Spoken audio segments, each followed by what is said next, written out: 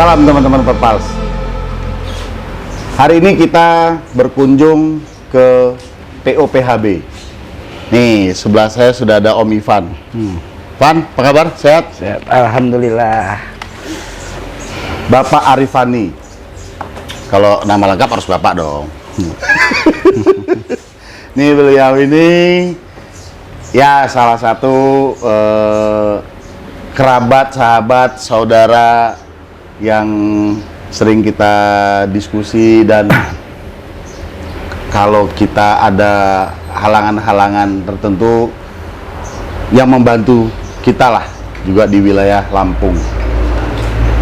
Jadi PHB ini PO yang ada di Lampung yang concern utamanya di bus pariwisata. Nah, tapi bagaimana seperti apa PHB nanti dengerin dari beliau langsung, kan lebih jelas.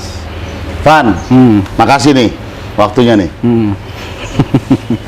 Tuh kan ketawanya itu loh manis banget. Kalau mau ngomong sama Juragan nih kayak serius nggak serius gitu kan, karena banyak bercandanya, terus terang banyak bercandanya. Tapi terima kasih sebelumnya udah dikunjungin jauh-jauh dari Jakarta ya. Siap, makasih. Datang ke Lampung, nemuin saudara lah ibaratnya. Jadi secara apa ya, kunjungan ini mungkin salah satu yang roadshow-nya Perpals TV ya, Go to Sumatera gitu. Dan perkenalkan, saya Arif, saya generasi kedua dari PHB. Kebetulan selama ini saya sendiri apa ya, berusaha untuk bisa maksimal walau dalam keadaan COVID ya. Cuman ya intinya harus sabar sih memang. Ya. Kondisi sekarang ini harus sabar dan harus saling kerjasama intinya. Iya betul. Kalau nggak ada kerjasama itu ya ibarat obor tuh nanti bakal mati satu-satu.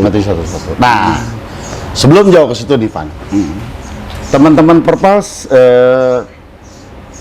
pasti sudah pada sering lihat dan pernah lihat bus PHB. Gue mau tanya nih, PHB ini almarhum Bapak dulu bangun PHB ini tahun berapa, Van? Pertama almarhum Bapak punya bus PHB. Oh ya, sejarah PHB sebenarnya pada tahun 77 ya. 77 ayah itu kan dulu agen bawang. Hasil bumi lah. Jadi kalau nanti PHB itu sebenarnya artinya apa, itu saya bisa sudah sebutkan gitu loh. PHB itu sebenarnya pedagang hasil bumi. Oh. Itu awalnya PHB, pedagang hasil bumi. Jadi awal cerita itu karena almarhum itu pedagang hasil bumi, untuk mendistribusikan hasil buminya sampai ke Jambi, sampai ke Padang gitu kan. Akhirnya beliau sempat punya truk juga. Oh, truk. Untuk mendistribusikan barang-barang sendiri. Untuk supply komoditi sendiri.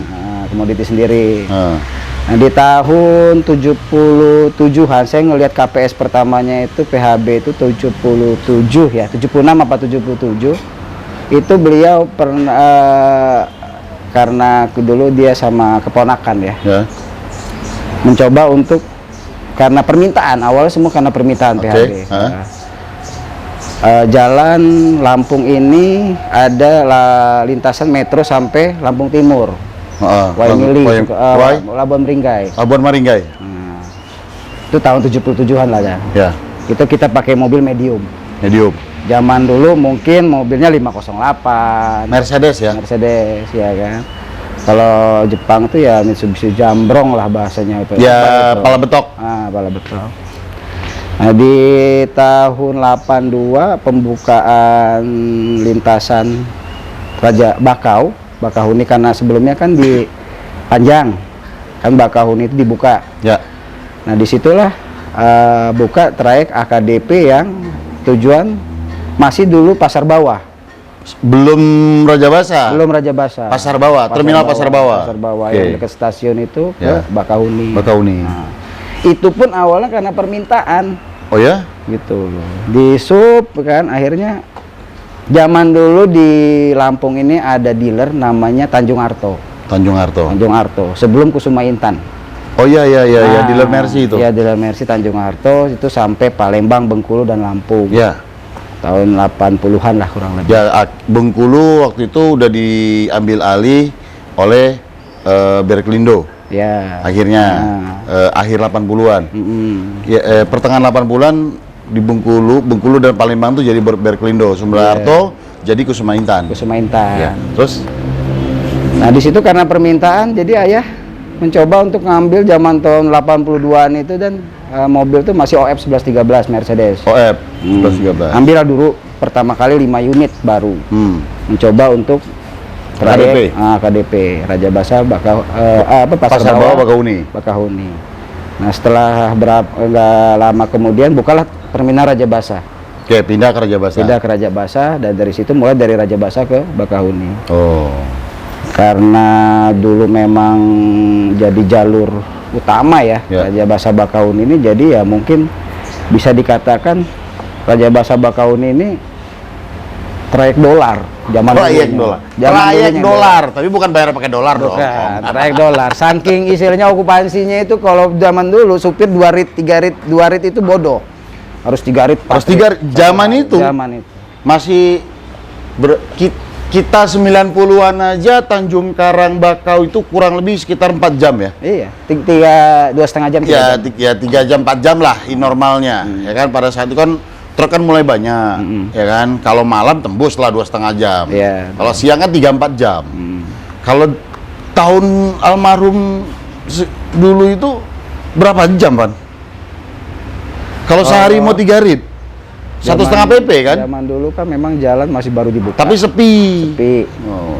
Bagus. Jadi ya mungkin kurang lebih 3 jaman juga lah, 4 jaman juga. Nggak jauh beda lah. Karena LHR belum rame. Gitu. Tapi infrastruktur mulai ada. Dah coba sih ke mana? Ke bahasanya apa ya? Karena saking bagusnya itu okupansinya Raja Basa Bakahuni, si ayah almarhum sudah mengurangi trayek AKDP yang lain karena sudah fokus ke Raja Basa Bakahuni. Raja Basa Bakahuni. Oke, terus tahun 86 beliau sempat buka juga trayek akap. ya. Zaman dulu itu dan akap itu Jambi Purwokerto. Ya, Jambi Purwokerto pernah ada. Masih ada Pancajaya waktu itu. Jambi BS Putra. BS Putra. Jadi Jambi Purwokerto itu sempat berapa tahun dan memang ayah ini tipikalnya mereka nggak mau ini ya, percaya sama ponakan. Kalau udah nggak mau lagi ya udah. Akhirnya akap itu ya nggak begitu lama lah. Nggak, karena nggak ada yang ngurusin. Satu itu. Karena beliau sudah fokusnya ke yang nggak terlalu inilah bikin dia pusing lah gitu. Dia lebih yang slow lah gitu. Waktu itu Ivan masih sekolah ya? Ya lah, masih sekolah. Ini produk Jogja juga nih teman-teman Perpals. Nah, ya berarti kan almarhum ayahnya Ivan dari pedagang hasil bumi karena kebutuhan untuk mendistribusi tadi punya truk, terus melihat market dan waktu itu pemerintah membutuhkan operator ya, yang mau menjadi operator karena ayah sudah punya truk ini dianggap punya kompeten di transport, dikasih kesempatan dari perizinan dan segala macam. Zaman itu kan memang kita orang tua kita kan mudah banget tuh, bank juga dikasih referensi ke BI, maksud waktu itu masih BI, benar. Terus suruh dikasih kredit dan segala macam. Ingat banget itu lewat bank negara ya. Dulu ngomongnya belum BUMN tapi bank negara. Karena ada bank Exim, Bumi Daya waktu itu kan. Tadi Ivan sudah senggol PHB itu bank apa? Pedagang hasil bumi. Yang sebenarnya apa sih? Secara akte, akhirnya PT-nya PHB itu apa tulisannya? Setelah dimasuk ke dunia ke transportasi, Transportasi. akhirnya diganti Paninggahan Hidup Baru. Paninggahan Hidup Baru. Hidup Baru. Nah, teman-teman Perpal juga harus tahu nih, Om Ivan ini dia memang bermukim di Lampung, almarhum ayahnya juga memang bermukim di Lampung, tapi asal usulnya itu dari Minang, ya kan, Van? Iya. Paninggahan itu ya di Solo, Suli Air. Jadi beliau ini terahnya ya dari Minang juga dan itu Solo. Suli Air, ya. Kalau ibu dari Banten ya? Banten. Ibu Banten. Ketemulah di Lampung. Ketemunya di Jakarta. Oh, di Jakarta ketemunya. Jadilah Ivan. Jadilah saya. Oh, jadi Paninggahan Hidup Baru. Hidup Baru. Pertama jadi Paninggahan Hidup Baru itu pas mulai Pasar Bawah. Ya. Pasar Semenjak Bawah. bus. Semenjak bus. Bus. Jadi waktu itu pedagang hasil bumi itu toko ya. Ude lah ya. Ude. Akhirnya jadi PO. PO-nya itu PHB dengan sama yang nama singkatannya sama tapi artinya beda. Berbeda. Nah, gitu. Ayah mengamadikan nama kampung. Betul. Paninggahan. Akhirnya nama kampung beliau yang dipakai untuk nama PO-nya. Ya. Sampai sekarang pun alhamdulillah masih dikatakan PT-nya pun PT Paninggahan ya. Ude itu kan usaha dagang. Dulu ada juga salah satu pabrikan bus zaman itu dulu Ude juga. Tapi bukan usaha dagang, utang dulu. Kita sempat pakai waktu itu. Iya. Nah, oke, Paninggahan. Nah, terus Ivan sekolah, kembalinya Ivan dari sekolah, Ivan set up divisi pariwisata kalau nggak salah. Ya, tahun berapa lu main wisata awal gitu? Di divisi wisata saya waktu itu sudah di Lampung tahun 2000 dan tahun 2000 sudah di Lampung. Selama 2000 sebelumnya saya di Jogja kuliah sekolah di sana. Tahun 2000 tuh awalnya sih saya belum ada ikut campur di bus. Masih ya namanya anak muda lah ya. Masih banyak mainnya lah daripada seriusnya gitu. Tapi akhirnya karena tinggal ayah kan sudah almarhum tahun 93 itu udah almarhum. Jadi tercetuslah hati ini untuk membantu ibu. Pada saat itu memang masih kakak-kakak lah yang istilahnya menjalankan usaha ini gitu.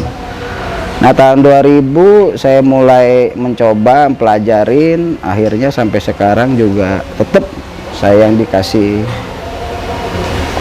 sama ibu ya untuk yang memegang, yang menjadi nakoda amanah almarhum. Ya, gitu. Jadi tahun 2000 berarti tahun 2000, Ivan sudah mulai fokus di sini. Nah, awalnya sih saya pembenahan dulu dan pembenahan. Nah, yang AKDP tadi. Ya. Di lain waktu ada permintaan dan itu khususnya sewa lah ya. Kayak pariwisata lah zaman sekarang, pariwisata zaman dulu masih sewa. Kan, gitu. Charter. Masih pakai isidentil. Nah, zaman dulu pakai isidentil kalau di perhubungan kan. Jadi tahun 2004 karena permintaan tadi saya mencoba untuk khusus gitu loh. Yang untuk membangun sewa, divisi pariwisata. Nah, dari 2004 itu memang awalnya semua itu karena permintaan dan bukan karena saya punya duit, saya mau invest ini, bukan. Gitu loh. Nah, tunggu dulu. Ini kalau nggak salah ya, Dulu itu kan di Lampung ini banyak PO-PO dari luar Lampung yang di tanda kutip dititipkan, dioperasikan di sini. Betul ya? Betul. Terus PO-PO yang di Lampung ini ya itu tadi kan Ivan bilang karena jalur dolar tadi kan. Jalur dolar tadi tidak menggubris. Ya karena lihat yang ini sudah cukup oke, terus pariwisata ini dianggap sambilan.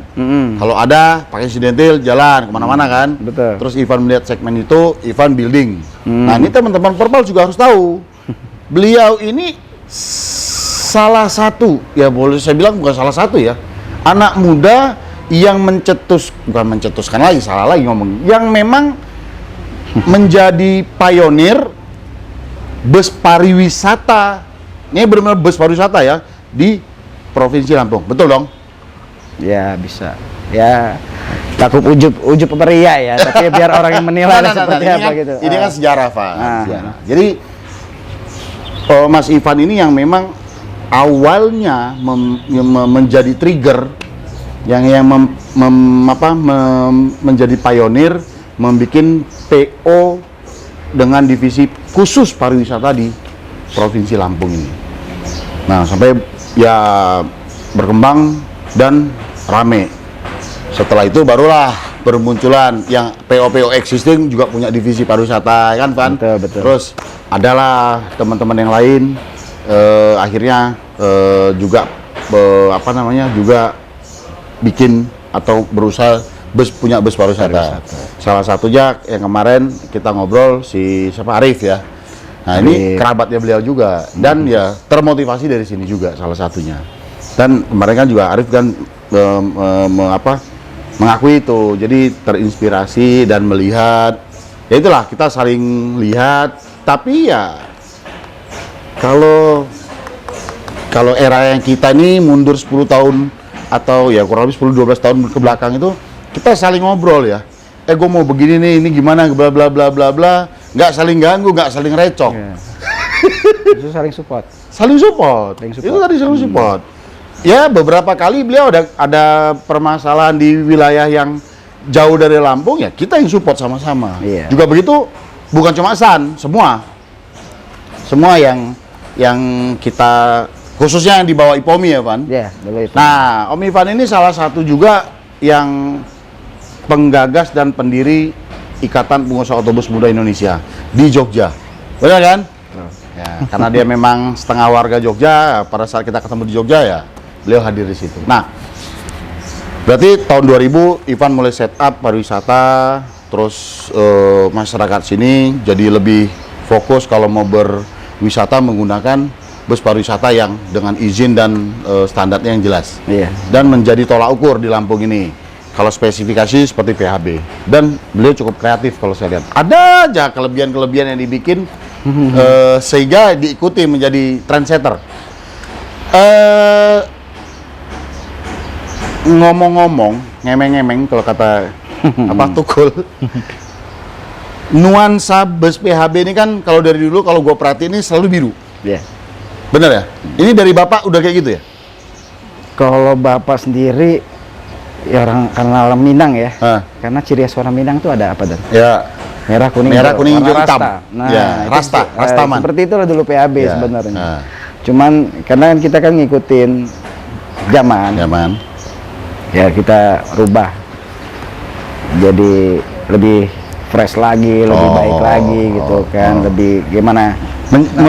Mengikuti tren dan supaya lebih up to date. Iya betul. Karena ada salah satu memang walaupun kita berubah berbeda livery atau apa ya warnanya, ada yang biru muda, biru tua ataupun ada gimana, tapi ada ciri khasnya. Gitu. Ciri khasnya. Nah, itu yang nggak bisa hilang. Apa pertimbangan Ivan jadi warna biru? Saya satu suka warna biru, Dan. Oh, satu. Oke. Kedua, warna biru itu warna damai, bebas. Peace. Bukan gini deh. Ini bisa peace juga ya. Jadi warna damai, warna yang menurut saya itu warna favorit saya lah. Oke. Warna biru karena damai, warna kegemarannya Ivan, warna favorit. Nah, ini kan kalau kita lihat nih miniatur yang di depan kita ini kan teman-teman Perpas lihat pasti sering lihat dulu ya kan. Kalau yang belakang yang era 2019, 2020 belum lama ini Om Ivan ada ngerilis busnya dengan warna kekinian, itu agak berbeda. Nah, kalau yang warna biru ini kan ada pohon kelapa ini. Hah? Kok ada karambiahnya, gimana cerita nih? Apa unsur Minang juga? Satu mungkin itu, kedua saya ngikut Peosan sebenarnya. Jadi memang kalau yang bagus itu pasti kan ditiru orang, Dan. Siap, gitu loh. Siap. Jadi memang dari batang karambi ya kalau kata orang Awak itu kan. Orang Awak. Itu memang banyak manfaatnya dari akar sampai ke daun-daunnya itu memang ada manfaatnya. Jadi kalau saya meniru San, dia punya seperti apa itu ya bagi saya yang benar, yang benar itu yang saya tiru, bukan Siap. yang jelek yang saya tiru. Ya tahu Terima gitu kasih, loh. terima kasih. Insya Allah selalu seperti itu. Bahkan katanya ini anak perusahaannya saya. Oh iya, saya jawab iya gitu loh. Saya jawab iya benar gitu kan. Jadi kata Bang Andre, ingat Iya. ini batang karambi biru ini lain, ini itu anak perusahaan di Lampung. Tapi tetap 3 huruf kan. Iya, iya, iya. SANPHB gitu.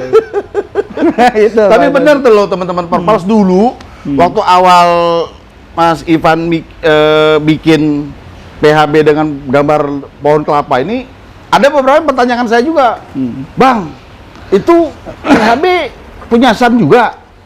Udah dibeli San atau apa segala macam, bukan part of San? Ya saya bilang, oh iya itu kan saudara, ya kan, ya part of San, tapi manajemen berbeda ya. Gue jawab kayak gitu aja, daripada nanti laporan pajak disuruh sama, Bos. Iya, repot urusannya.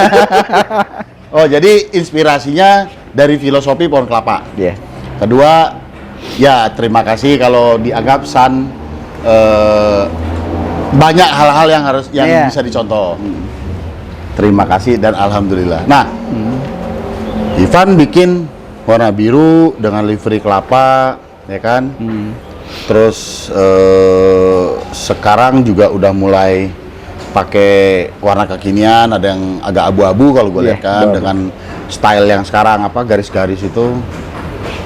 Nah, dengan masuk kondisi seperti sekarang ini, Ivan. Tapi tunggu dulu. Dari 2000 Ivan balik, Ivan masuk in charge, Ivan mulai concern nyemplung di Lampung, membantu ibu masuk dan fokus ke PHB. Saat Ivan mulai nge-building divisi pariwisata lah, sampai hari ini. Tapi sebelum COVID ya, tantangan apa yang menurut Ivan yang cukup berat? Seperti itu. Tantangan bukan rintangan ya sebenarnya. Semuanya, semua usaha itu pasti ada ini ya, dan ibarat air itu pasang surut pasti ada. Ya. Jadi bersyukur aja lah. Ada sedikit kita syukurin, ada banyak kita syukurin. Kadang-kadang manusia ini kan pengennya yang terbaik. Ya. Cuman kan kita berkehendak, Tuhan yang menentukan. Betul. Itu satu. Jadi kalau saya secara pribadi sih tantangan yang apa ya, kesulitan lah pada saat-saat itu tuh mempertahankan, baik itu dari sumber daya manusianya, baik pun dari apa namanya marketnya gitu kan, di pariwisata khususnya ya. Jadi ya jangan, di pariwisata ini prinsipnya kita udah 1000 kali order orang, tapi 1 kali kita ada masalah itu jadi hilang 1000. Setuju, betul. Jadi, Pelayanan itu utama.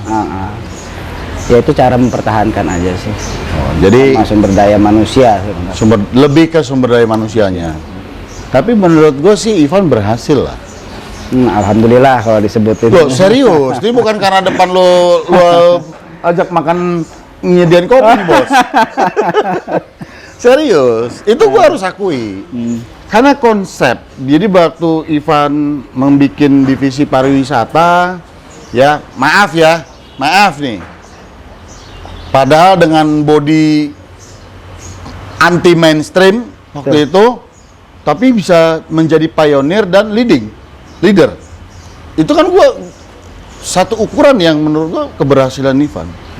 Tapi lu bisa menjadi trendsetter waktu itu. Dengan, nah itu yang gue bilang tadi, di luar kebiasaan orang. Nah, ini kan menurut gua satu prestasi dan satu ukuran kalau Ivan tuh punya punya konsep. Ya gue masih ingat lah zaman itu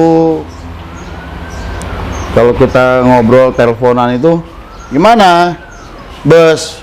Alhamdulillah dan ini sampai tanggal sekian ini mobil udah on schedule semua. Pengemudi yang capek, ampun. Kadang-kadang asik sih, niatnya berbagi rezeki. Kalau ada yang nganggur dan di Bengkulu itu kirimlah ke sini. itu sering. Sampai terakhir itu saya yang premium kelas lah waktu itu saya tempat terakhir.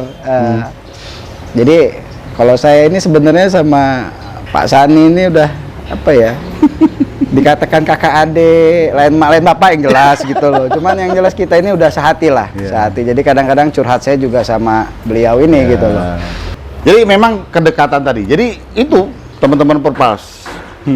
Om Ivan ini sampai, Dan, kalau ada yang nganggur di Bengkulu tuh kirimlah ke sini, Dan. Tapi sempet dulu kan ada berapa biji kan lo jalanin di sini kan? Sampai kurang lebih 3 minggu. Ya. 3 minggu itu mobil itu memang putar parah. Terus tek tok. Ya, saya terima kasih. Kita memang waktu itu, gua kalau nggak salah waktu itu akap itu kena dampak LCC lah. Salah satunya pas tiket mulai banting-bantingan yang connecting flight yang ke jauh. Kita sempat dan ada pergeseran market waktu itu.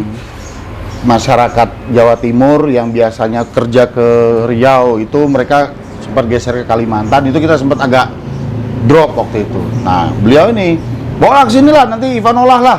Nih alhamdulillah nih. Ya sempat di sini berapa unit dijalanin sama Om Ivan.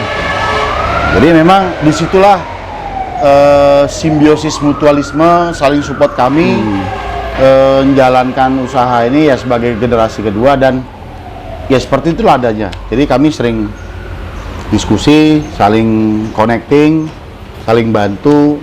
Juga Om Ivan dengan PO-PO yang lain di Jawa. Kalau ngomong di Sumatera oke lah. Memang kita sama-sama orang Sumatera, tapi di Jawa sendiri juga begitu. Kadang-kadang teman-teman dari Jawa mobilnya dikirim ke sini, bawa grup kemana-mana, outnya Jawa supaya nggak ada empty run yang gede kan gitu kan. Di situ cara seorang Arifani meng-create market yang saya anggap keren. Kalau sekarang udah banyak seperti itu kan, memang ternyata kayak gitu gaya mainnya. Nah, masuk ke COVID. Ya, gue turut prihatin lah ya, berempati. Memang wisata semuanya off boleh dikatakan. Terus pasti PHB terdampak langsung, ya kan? Terdampak langsung. Seperti itulah kurang lebih. Ya, tapi sekarang ini belakangan ini sudah mulai gliding 1-2 ya, sudah mulai ada jalan ya. Alhamdulillah adalah 1-2 dan mulai jalan. Ya kita syukurin aja lah. Ya. Namanya kita usaha itu kan harus syukurin walaupun kecil. Ya kan gitu. Karena mau diapain lagi, memang dunia sudah begini kan. Ya, dunia ini memang begini. Bukan cuma Ivan kok. Iya. Gua juga dunia lah. Iya. Semua usaha, dan bukan cuma transportasi. Betul. Semua merasakan hal yang sama. Nah, kalau seorang Arifani melihat industri transportasi darat ini, khususnya dunia kita bus, Ivan di pariwisata mungkin. Oh ya, sorry, tunggu dulu. Berarti KDP-nya sekarang udah nggak ada? Masih. Oh masih. Tapi volumenya ya udah berkurang lah ya. Oh, dolarnya udah jadi apa? Sekarang Rupiah? jadi di bawah rupiah apa? Rupiah. Di bawah rupiah lagi apa? Di bawah rupiah. Mungkin rupiah dengan dolar lagi gitu lah. Iya. Nah, tapi kalau menurut Ivan, dengan infrastruktur yang dibangun pemerintah, dengan pola perizinan yang semakin terawasi oleh pemerintah, menurut Ivan prospek kedepannya pastinya setelah kita bisa hidup berdampingan dengan COVID-19, kalau menurut seorang Arifani gimana nih ke depan? Dunia transportasi khususnya bus nih ya. Ya mungkin namanya lagi sakit langsung sembuh tuh nggak bisa, Dan. Pasti. Ya kan. Butuh waktu. Ada proses lah. Prosesnya itu kembali lagi ke kita punya diagnosa nih. Ya. Kalau perusahaan misalnya punya ini masing-masing. Kalau memang dikasih obat generik cepat sembuh ya bisa sembuh ya kan. Dikasih obat mahal pun ya belum sembuh ya tetap juga belum sembuh. Bahasanya seperti itu lah. Jadi intinya itu nanti kembali ke proses. Kedepannya seperti apa, lillahi ta'ala ya. Karena kita nggak tahu ke depan ini seperti apa gitu. Karena kita memprediksi sebelum-sebelumnya begini-begini masih meleset ya. Saya pikir kalau memang waktunya itu sudah ada, ya memang sudah ditentukan lah sama Tuhan kapan, indah pada waktunya lah, bahasanya seperti itulah gitu. Tapi menurut Ivan masih optimis dong? Saya masih optimis. Karena terus terang di transport bus, baik pun itu pariwisata, AKDP, AKAP, itu masih optimis lah. Masih optimisnya dalam arti kata, karena masyarakat kita ini memang masih butuh itu. Iya. Ya dengan pertumbuhan infrastruktur pasti pergerakan orang akan terjadi. Iya, gitu. Dan pergerakan orang ini kan tidak bisa dilayani dengan cuma satu moda. Iya, betul. Butuh berbagai moda, Berbagai salah moda. satunya darat. Iya. Bos, biar agak tenang minum dulu, Bos. Iya, Nah, agak drop tadi itu ngomong agak panik otak nih gitu ya.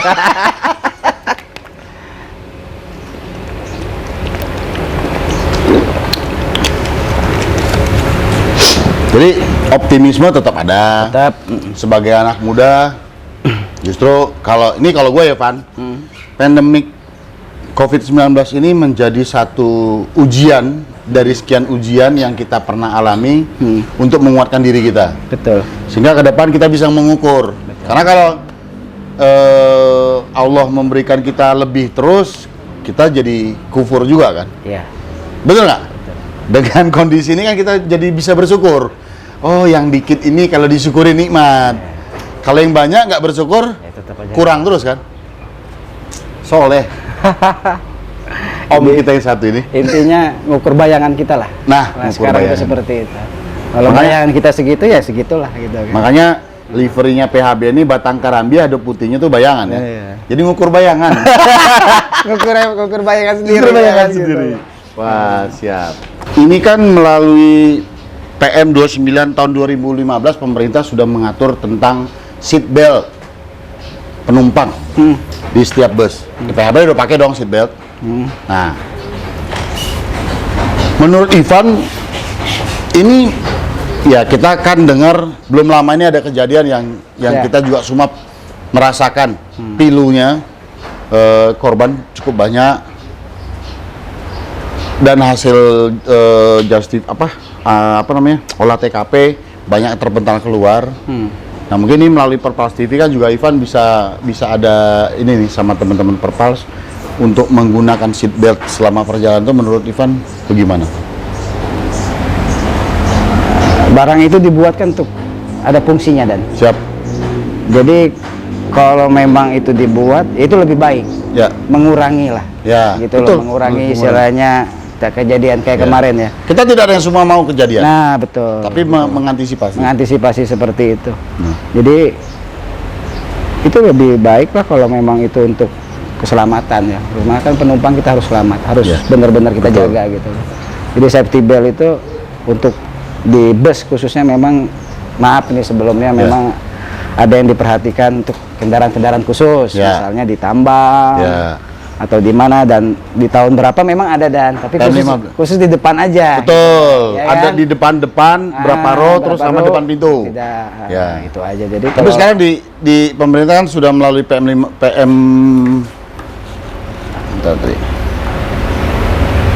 29 tahun 2015 itu sudah mengatur mewajibkan. Mhm. Jadi sebenarnya dari tahun 2015 peraturan menteri itu dikeluarkan itu sebenarnya sudah diwajibkan, tapi ya masih abai lah. Tapi semoga masyarakat juga ya, ini teman-teman Perpals nih, kalau naik bus ada seat beltnya mohon dipakai. Kalau tidak ada mohon ditanyakan kepada pengemudinya, kan itu bos. Betul. Ini kok nggak ada seat beltnya nih. Jadi pemerintah sudah mengatur itu di regulasi melalui peraturan Menteri Perhubungan nomor 29 tahun 2015. Ya kan gitu. Betul. Jadi ya itu setuju kan kalau dilengkapi alat itu dan digunakan. Nah, terakhir nih Van. Apa pesan-pesan Ivan buat ya kita sama-sama pelaku usaha dan teman-teman Perpals TV yang mungkin di penonton Perpals TV ini kan ada yang calon pengusaha, memang sudah pengusaha, mungkin baru awal, baru mulai, yang sudah sama-sama seperti kita, terus pengguna, penggemar, ada bisa disampaikan pesan-pesan dari seorang Arifani. Sifatnya pesan apa nih? Dan Terserah lo, mau pesan moral, pesan spiritual.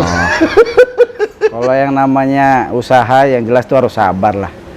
Sabar, ya istilahnya bersyukur, Ya. itu yang harus ulet, terutama ulet. Jadi jangan pernah kita terbuai lah ya dengan hasil, dengan apa, karena kita nggak tahu ke depan kita seperti apa gitu kan. Makanya kata saya tadi bahasa Juragan, kita ngukur bayangan kita deh. Siap. Gitu loh. Kalau memang kita bisa milih, kita milih yang terbaik. Semua pasti harapannya seperti pasti itu. terbaik. Karena perusahaan ya namanya kita usaha ya ibarat kalau rezeki ya kembali lagi kayak air laut dah. Ada pasang surut, selagi masih laut itu pasang surut ya begitu juga kita usaha pasti begitulah. Nggak mungkin tuh laut tuh pasang dulu kan gitu. Pasti ada surutnya gitu. Kasihan ikan kalau pasang terus. Nah, kalau surut itu nah kita bisa nggak ngontrolnya gitu kan. Itu aja sih sebenarnya. Nah, itu pesannya teman-teman Perpals. Bisa mengukur bayangan sendiri. Jadi kalau mesinnya cuma bisa lari 70, jangan digas sampai 120. Nah, memekik barang tuh. nah.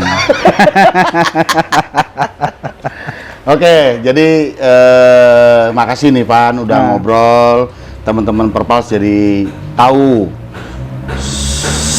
siapa the man behind PHB hari ini dan seperti apa dan bagaimana PHB itu seutuhnya. Semangat, semoga kita selalu sehat. Salam hormat untuk Ibu. Iya, terima kasih. Salam. Dari gua dan tim, terima kasih kita udah diterima di sini. Teman-teman Perpals juga ini semoga obrolan dengan Om Ivan ini salah satu yang bisa diambil, dikutip untuk dijalankan lah. Semoga semua bermanfaat. Terima kasih Van sekali lagi. Terima kasih sama-sama ini. Semoga atas kita kunjungannya. semua bersama-sama bisa melewati masa-masa sulit ini dan kita bisa kembali berkarya dengan maksimal untuk melayani masyarakat. Amin, amin. Ya, amin. thank you. Ya. Kita salam gas dulu nih. Gimana caranya? Lu tangan kiri. Oh, tangan kiri. Lu tangan kiri. Harusnya tangan kanan dong. Enggak dong, gua kanan lu kiri. Oh, begitu Kan ya. biar ya. imbang kan. Sip, sip. Yin and yang kan. Ya. Nah. Oke, 1 2 3. Gas. Gas. Enggak barengan ya? Barengan. Barengan ya? Ya, 1 2 3. Gas.